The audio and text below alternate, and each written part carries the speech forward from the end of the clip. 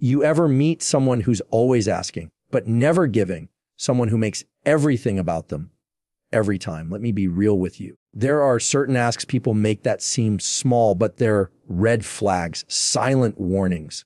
And if you ignore them long enough, they'll cost you your peace, your time, and even your identity. Let's talk about 5 things people ask for that should make you walk the other way fast. You know, one of the biggest wake-up calls in life is realizing that not everyone who wants your time deserves your time. And that's a hard truth, especially for those of us who were raised to be generous with our energy, always showing up, always giving the benefit of the doubt. But let me say this plainly, your time is not cheap. It's not disposable.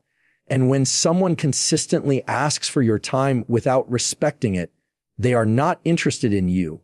They're interested in what you can do for them. It starts subtle. They text you late at night, knowing you've got a full day tomorrow. They show up with their problems over and over, expecting you to drop everything and listen. But they never ask how you're doing. They call you for favors, advice, errands, a shoulder to cry on. But the moment you need something, silence, crickets. That same energy you pour into them, you won't see a drop of it coming back. And here's the thing. When you're a giver, you don't always notice when someone's taking advantage. You're so used to showing up, so used to being dependable, that you start to normalize being drained. You start to confuse being needed with being valued. But those two things are not the same. Let me say that again.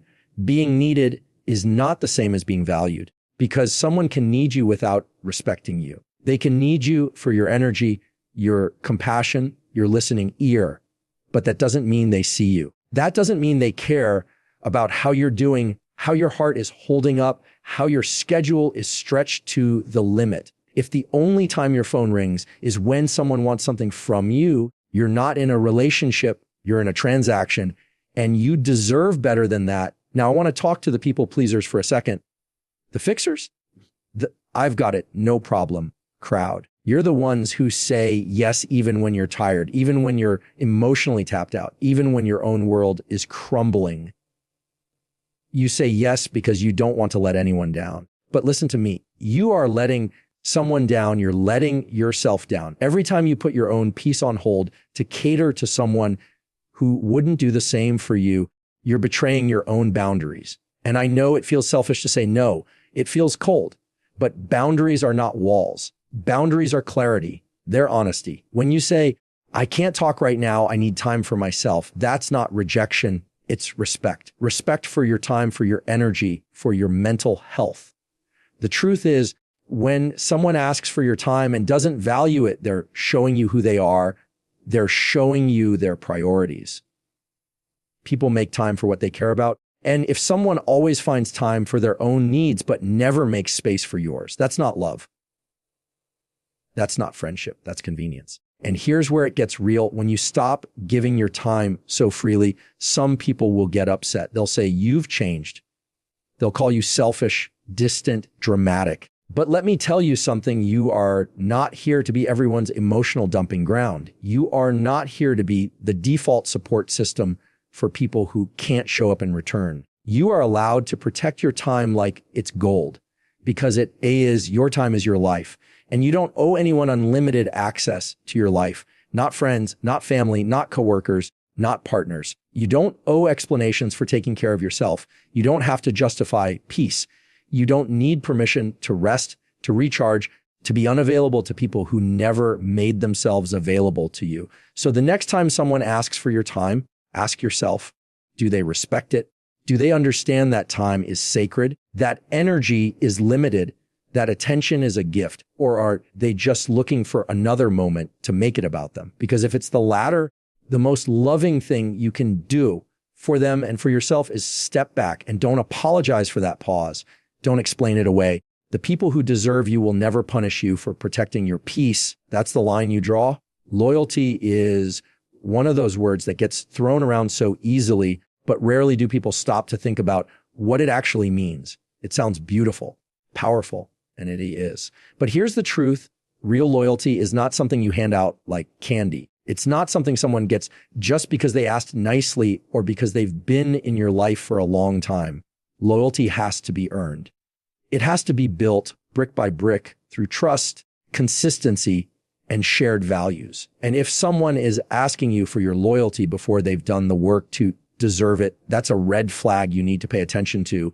There are people who will expect your unwavering loyalty simply because they're close to you, because they have a title, family, friend, partner, boss. They expect you to take their side, to defend them, to stand behind them no matter what they do or how they treat you. And if you don't, they'll try to guilt you, shame you, push you into silence or submission. But here's what I've learned: when someone demands loyalty without accountability, they're not asking for a relationship. They're asking for control. Real loyalty doesn't require blind obedience.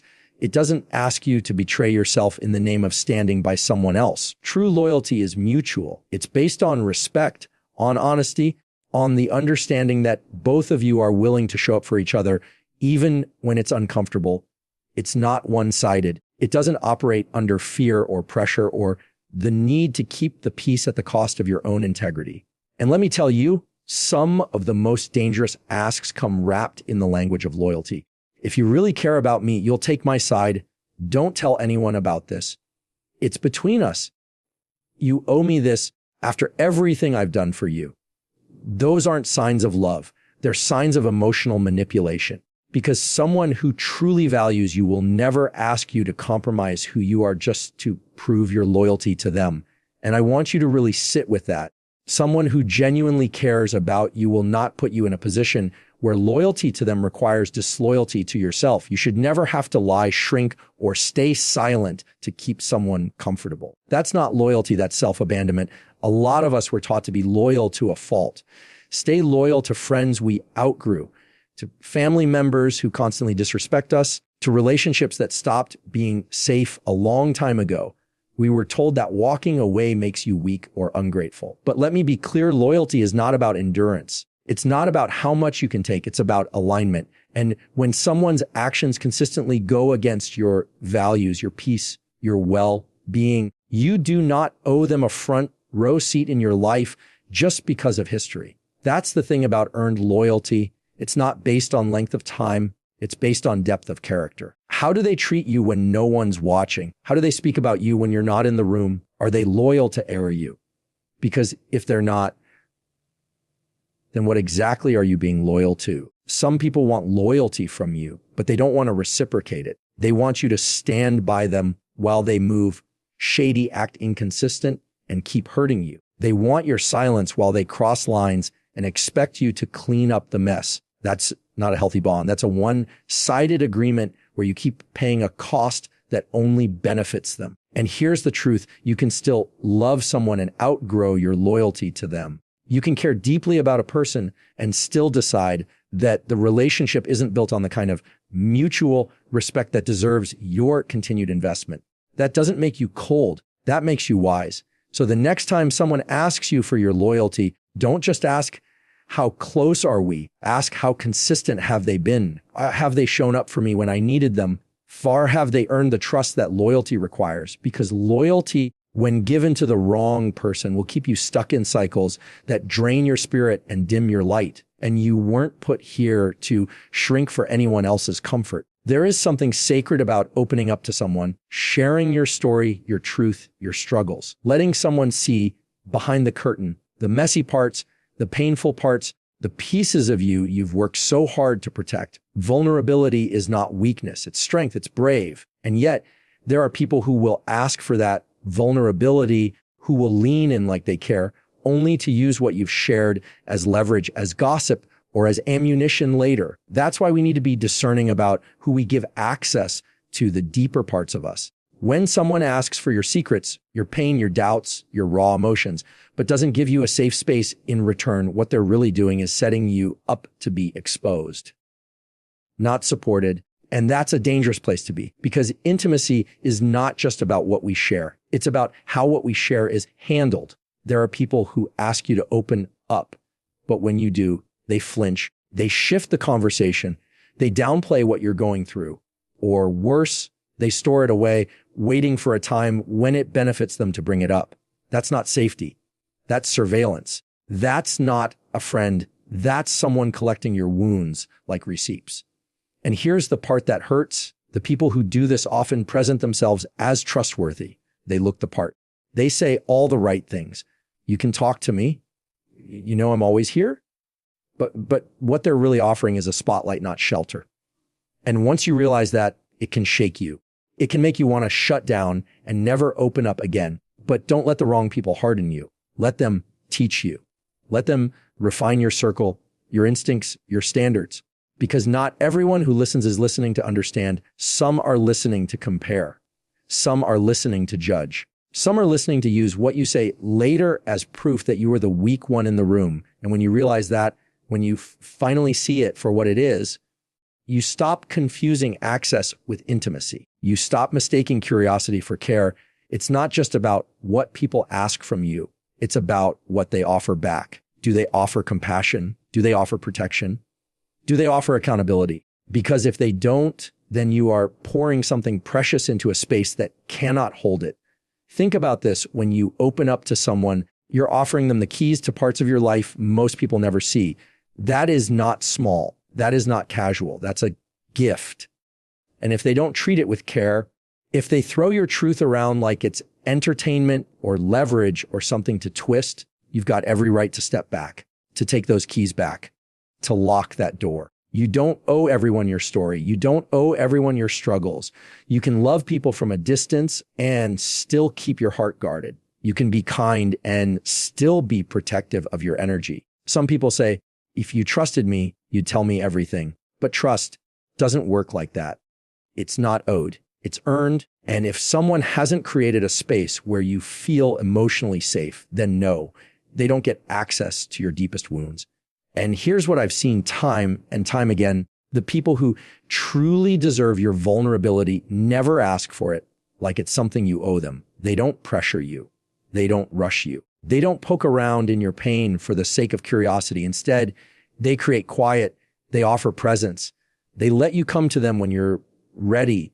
And when you do, they honor it. They hold your story like it's sacred because it is the so be careful with those who ask for your secrets but never offer safety, who want your truth but can't handle it, who say, you can tell me anything, but show you with their actions that they're not ready for what you carry. Your vulnerability is not a currency to buy connection. It's a sacred offering, and you get to choose who's earned the right to receive it. Forgiveness is one of the most powerful gifts we can give. It has the ability to heal, to release, to set us free. But forgiveness was never meant to be a revolving door for someone else's bad behavior. It was never meant to be a reset button for people who refuse to change. And yet, some people ask for forgiveness like it's automatic, like it's guaranteed, like it's your job to clean up the mess they keep making. I want to speak to the hearts that have been worn down by this, the ones who have forgiven the same person over and over again, hoping, believing that this time would be different, that this time they'd mean it when they said, I'm sorry. That this time they'd finally show up changed. But here's the hard truth. A real apology comes with change. Without that change, the apology is just words, empty, recycled, and used to keep you in a cycle that benefits them more than it heals you. When someone keeps asking for your forgiveness without taking accountability for their actions, they're not interested in growth.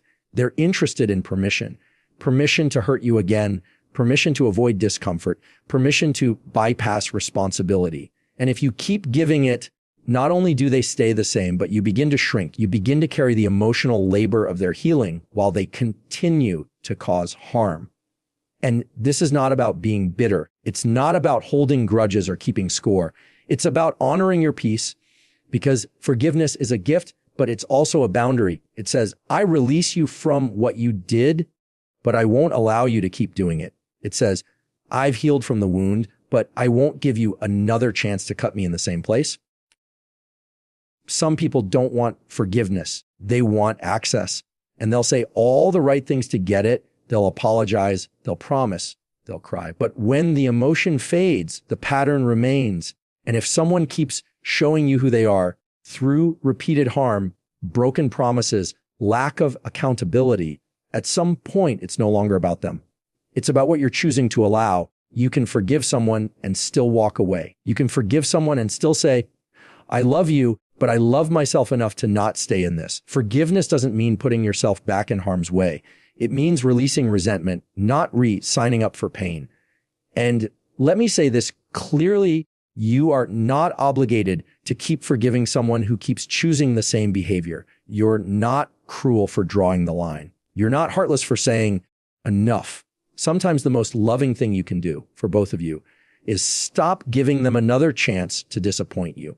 Because every time you forgive without change, you're not just healing, you're enabling. You're teaching them that the consequences will always be soft, that your boundaries will always bend, that your love will always make room, even when their actions don't deserve it. And I know it's not easy, especially when the person is close to you, when it's family, when it's someone you've invested years with. But proximity doesn't make abuse acceptable. Time doesn't turn patterns into love. You don't owe anyone your continued presence just because you've forgiven them. Some people belong in your past, even the ones you've forgiven.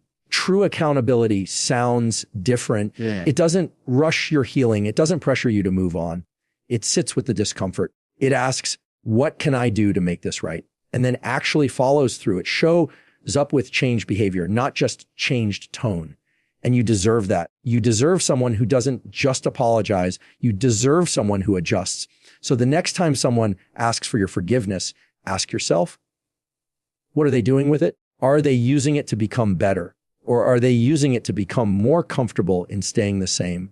Because forgiveness is a door, not a doormat. And you get to decide who walks through it and who doesn't. There's a moment we all face at some point, the moment when someone close to us looks us in the eye and asks us to stay quiet. Not because we're wrong, not because we're being unkind, but because the truth we're holding makes them uncomfortable. And in that moment, we're being asked to choose truth or peace. But let me tell you something. If the only way to have peace with someone is to silence yourself, that's not peace. That's control. There are people who will ask for your silence in subtle ways. They'll shift the subject. They'll tell you, let it go. Before you've even said how you feel, they'll say things like, why are you bringing this up now? Or you're overreacting, even when your voice is trembling from holding it in for too long. These are not just dismissals. They are quiet demands. Demands for you to put their comfort above your truth. And when you do it enough, when you hold your tongue, when you swallow your feelings, when you make yourself small to keep the peace, you begin to forget that your voice matters. You start believing that speaking up is dangerous, that honesty is somehow hurtful, that standing up for yourself is a betrayal to the relationship. But it's not. Speaking the truth is not betrayal. It's a boundary. I want to speak to the people who have been taught that silence is strength, that keeping things in is noble, that being the bigger person means never saying what you really feel. No, being the bigger person doesn't mean being the quiet one. Being the bigger person means choosing integrity over avoidance.